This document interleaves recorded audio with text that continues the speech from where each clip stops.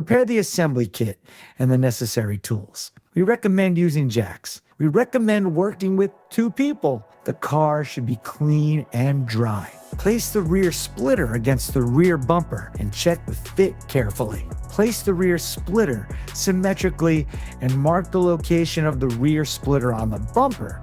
Then thoroughly degrease and clean the surface of the rear bumper.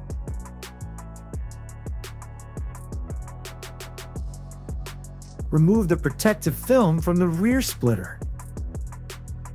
Then thoroughly degrease and clean its surface. On the center part of the rear splitter, stick double-sided tape on the edge. Then remove small pieces of the protective film from the double-sided tape and bend them outwards. Place the rear splitter against the bumper in the previously marked position. Then press the splitter against the bumper. Remove the rest of the protective film from the double-sided tape and press the splitter firmly against the bumper. Attach the ends of the rear splitter to the bumper using screws. The edge of the rear splitter should be flush with the line of the rear wheel arch. The rear splitter should not protrude into the wheel arch or be set back from the line of the wheel arch.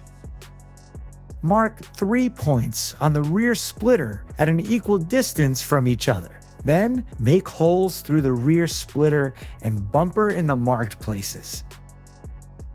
Insert the screws from the assembly kit into the holes you made. The heads of the screws should be directed towards the ground and the threads towards the trunk.